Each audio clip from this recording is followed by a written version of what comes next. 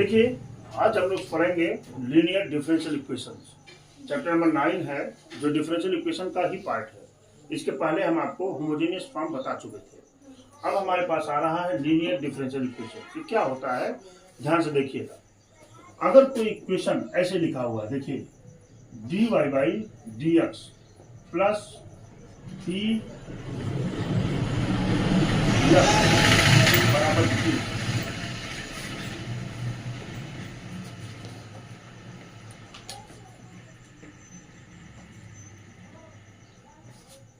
Plus p Y. अगर इस तरह से कोई डिफरेंशियल इक्वेशन लिखा हुआ है तो आप कहेंगे कि लीनियर फॉर्म का इक्वेशन। ठीक है, लीनियर फॉर्म का इक्वेशन है। यहाँ पी और क्यू क्या है लिख देता हूं। P and q are function of x, are function of x. जैसे अगर मैं इक्वेशन लिख दिया dy by d x plus x y बराबर एक्स, ऐसे लिख दिया मैंने। ठीक है, तो हमने कहा कि जरा इसकी कंपेरिजन कर दीजिए dy by d x plus y equal to q से। इसको कंपेरिजन किया आपने तो यहाँ से p की वैल्यू क्या मिल जाएगी, एक्स मिलेगी ना, और q की वैल्यू क्या मिल जाएगी, q की वैल्यू मिल जाएगी एक्स, मिल गई। ऐसे हम इसको कंपेरिजन कर लिया करेंगे जब भी इस टाइप का डिफरेंशियल इक्वेशन आता है तब। ठीक है, इसमें एक बड़ा इंपॉर्टेंट फीचर्स होता है, मैं प्रूव नहीं कर रहा हूं क्योंकि प्रूविंग आपके चैप्टर्स में नहीं है। एक आता है इंटीग्रेटिंग फैक्टर। इंटीग्रेटिंग फैक्टर होता है e rays power integral p dx। किसके लिए, इस टाइप के इक्वेशंस के लिए इंटीग्रेटिंग फैक्टर क्या आता है, e rays power integral p dx। और इस टाइप के इक्वेशन को सॉल्व करने के लिए तरीका होता है y into integrating factor equal to integral q into integrating factor into dx। ये इसका फॉर्मूला होता है। बात हमारी पकड़ पाए होंगे आप, याद रखिएगा। पहला याद रखना है आपको कि integrating factor e rays power integral p dx होता है, और इस टाइप के डिफरेंशियल इक्वेशंस को सॉल्व करने का तरीका है y into integral into integrating factor equal to q into integrating factor into dx। बात समझ रहे हैं। यही अगर इस टाइप का हो जाए, देखिए यही आपको ऐसे मिल जाए dx upon dy plus p1x बदल दीजिए इक्वल टू क्या हो जाए qx। तो यहाँ पर ये p1 and qx are the function of y। किसके फंक्शन हो जाते हैं, y के। यहाँ पर भी इसका इंटीग्रेटिंग फैक्टर हो जाता है, इसका इंटीग्रेटिंग फैक्टर हो जाता है e rays power integral p dy, यानी p1 dy। यहाँ p1 है ना, ये p1 dy हो गया। इस टाइप के इक्वेशंस को सॉल्व करने का तरीका है x into integrating factor equal to q into integrating factor into क्या dy और प्लस c। यहाँ भी प्लस c को हम जोड़ देते हैं, प्लस c, ये हो जाता है। बात समझ रहे हैं ना। इसको ऐसे हम सॉल्व करेंगे। अभी जो हम एग्जाम्पल्स लेंगे तुरंत आपको ये बात समझ में आ जाएगी कि हम इसको सॉल्व कैसे करते हैं डिफरेंशियल इक्वेशंस को। सबसे पहले इसमें हम इंटीग्रेटिंग फैक्टर को ही निकालेंगे, और निकालने के बाद हम एक फॉर्मूला लगा करके इंटीग्रेट कर देंगे, हमारा आंसर आ जाएगा। Vishal, are you getting my point? इतनी ही वर्किंग इसमें करनी है, बहुत ही इजी है, बहुत ही आसान है। बशर्ते आपको इतना पहचानना है कि ये डिफरेंशियल इक्वेशन लीनियर फॉर्म में है कि नहीं है। अगर है तो ये फॉर्मूला लगा करके आप सॉल्व कर देंगे इसको। चलिए मैं एग्जांपल्स की बात करता हूँ। क्या बोला हूँ आपसे, find the general solution of the differential equation. इतना ये डिफरेंशियल इक्वेशन आपने लिया, यहाँ पर है देखिए dy by d x minus y equal to पास एक्स, ये हो गया। इसका कंपेरिजन हमने किया dy by d x plus p y equal to q से। जब कंपेरिजन करेंगे तो p की वैल्यू क्या मिल जाएगी, -1 मिली कि नहीं मिली, और q की वैल्यू मिल गई आपको cos x। मिल गई आपको।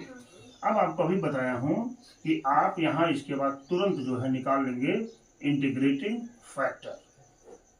इंटीग्रेटिंग फैक्टर क्या होता है? E raise power integral p dx होता है ना। तुरंत आप लिखेंगे e raise power integral -1 dx और ये क्या हो जाएगा? E raise power minus x. ये इंटीग्रेटिंग फैक्टर आ चुका है। सॉल्व करने का तरीका बताया हूं आपको। y into integrating factor equal to integral q into integrating factor dx और प्लस क्या c। अभी बोला हूं आपसे, वर्ड पुट कर दीजिए क्या करना है। ये हो जाएगा y into e raise power minus x, integrating factor आ गया, इक्वल टू इंटीग्रल q की वैल्यू क्या है? cos x into integrating factor क्या है? E raise power minus x dx और प्लस c। इंटीग्रल्स को हम i मान लेते हैं। Let i equal to integral cos x into e raise power minus x into dx। ये बराबर हो जाएगा फर्स्ट, है ना, इंटू इंटीग्रल ऑफ सेकंड हो गया, minus integral of differentiation of first यानी माइनस साइन एक्स, है ना, into e raise power minus x into dx। ठीक है जी। अब ये क्या हो जाएगा? बराबर cos x into e raise power minus x, ये माइनस रहेगा, यहाँ भी माइनस आएगा। हाँ। ये माइनस माइनस क्या हो गया? प्लस, यानी क्या रहेगा? माइनस ही रहेगा। Minus sine x into e raise power minus x into dx। क्यों? हाँ। और ये हो गया माइनस लगाइए यहाँ, minus cos x into e raise power minus x minus, यहाँ भी इसको फर्स्ट मानेंगे तो first into integral of second minus integral of differentiation of first यानी cos x, और यहाँ क्या हो जाएगा? Minus e raise power minus x into dx। Clear बात हो गई है। यहाँ हमने ब्रैकेट को भी लगा दिया, क्या मिलेगा? Minus cos x into e raise power minus x, है ना। अंदर ले जाइए इसको अंदर ले जाएंगे तो माइनस माइनस क्या कर देगा? Plus e raise power minus x into sine x, और ये माइनस माइनस प्लस है, ये माइनस इसको पुनः माइनस कर देगा, integral e raise power minus x into cos x into dx। अब इसकी जगह पर हम i पुट कर सकते हैं। i इधर आएगा, क्या हो जाएगा? 2i इक्वल टू क्या मिल जाएगा? E raise power minus x sine x minus cos x into e raise power minus x हो गया। इसलिए i बराबर e raise power minus x sine x minus cos x into e raise power minus x हो गया। अब ये value यहीं पर सब्स्टिट्यूट कर दीजिए यहाँ पर, तो क्या मिल जाएगा? y ई रेज पावर माइनस एक्स देखिए यहाँ इक्वल टू, यहाँ हमने y2 हम लोग भूल गए, i वाला जाएगा ना, ये हो जाएगा आपका e raise power minus x sine x minus cos e raise power minus x by 2 अब प्लस क्या? c। क्यों जी? अब इसको e raise power minus x से डिवाइड कर दे सबको, तो डिवाइड करेंगे तो y इक्वल टू क्या मिलेगा?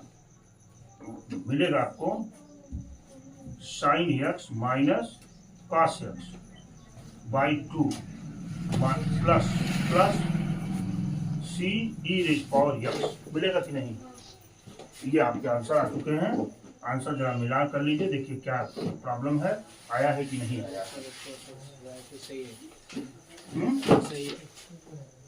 देखिए एग्जाम्पल 20 की बात कर रहे हैं। लिखा हुआ find the general solution of differential equation की तरह। देखिए क्या डिफरेंशियल इक्वेशन है? x dy by dx plus 2y बराबर x हो गया। हम इसको x से डिवाइड कर देते हैं, क्या मिल जाएगा? dy by dx plus 2 upon x into y बराबर x कट जाएगा x। अब इसका कंपैरिजन, इसकी तुलना हम किससे करेंगे? लीनियर फॉर्म की स्टैंडर्ड इक्वेशन से, यानी p y equal to q. तुलना के दिए हैं तो पी की वैल्यू क्या मिल जाएगी? पी इक्वल टू 2/x मिला आपको, और क्यू की वैल्यू क्या मिल जाएगी? x मिल गई। अब क्या तरीका है, अब हम इंटीग्रेटिंग फैक्टर निकालेंगे। अब हम इंटीग्रेटिंग फैक्टर निकालेंगे। निकालिए, इंटीग्रेटिंग फैक्टर बराबर क्या होता है, e raise power integral p dx होता है ना। आप यहाँ लगाएंगे e raise power integral p d x का मतलब 1/2 dx, ठीक है। इसका इंटीग्रल क्या हो जाएगा, e raise power 2 log of x, हुआ कि नहीं। इसको लिख सकते हैं e raise power log of x square, हो गया कि नहीं, हो गया। अगर ऐसे फंक्शन आपको मिलते हैं, देखिए ये मिलते हैं आपको e raise power log of sine x, अगर ऐसे मिलता है तो सिर्फ फंक्शन ही बचता है। याद है आपको ना, बताए थे आपको, सिर्फ फंक्शन ही बचता है। तो यहाँ पर क्या बचेगा, सिर्फ एक्स स्क्वायर, यानी इंटीग्रेटिंग फैक्टर कितना आ गया, एक्स स्क्वायर मिल गया आपको। अब हम फॉर्मूला लगाते हैं। फॉर्मूला क्या है, इंटीग्रेटिंग फैक्टर निकालने के बाद जो फॉर्मूला आता है वो फॉर्मूला है y into integrating factor equal to integral q into integrating factor dx और प्लस क्या c, यही तो है। तो हमने फॉर्मूला लगाया यहाँ पर y इंटू इंटीग्रेटिंग फैक्टर क्या है, एक्स स्क्वायर। इंटीग्रेटिंग फैक्टर क्या है, एक्स स्क्वायर। यहाँ पे हमने लगाया x square equal to integral q, q की वैल्यू क्या है, एक्स है ना, एक्स लिखेंगे एक्स इंटू इंटीग्रेटिंग फैक्टर कितना है, एक्स स्क्वायर dx और प्लस क्या, ठीक है। ये मिल जाएगा y एक्स स्क्वायर बराबर इंटीग्रल एक्स क्यूब dx और प्लस क्या c, इंटीग्रेट कर दीजिए। y एक्स स्क्वायर बराबर एक्स पावर 4/4 प्लस क्या c, हो गया। अब एक्स स्क्वायर से डिवाइड कर दीजिए इसको, तो y इक्वल टू क्या मिलेगा, x square by 4 plus c x raise power -2। This is your answer. देख पा रहे होंगे कितना इजी है, कुछ नहीं है इसमें, थोड़ा सा आपको आइडिया लगाना है और क्वेश्चंस को सॉल्व कर देना है। खोलिए, ये देखिए, ये डिफरेंशियल इक्वेशन है आपका। Find the general solution of differential equation y dx minus x square plus 2y square into dy equal to 0। Example 21 की बात कर रहा है, देखिए y dx minus x plus 2y square dy बराबर 0 है, यहाँ बराबर लगा सकते हैं, माइनस दिया होता है, ठीक है।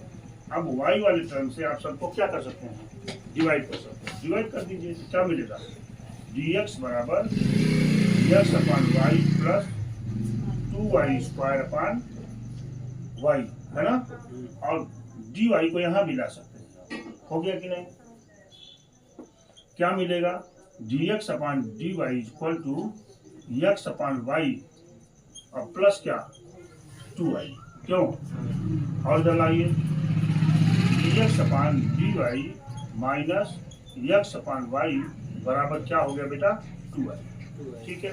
ये देखिए, उधर तो मैंने स्टैंडर्ड फॉर्म का इक्वेशन बताया था dy बाई dx में।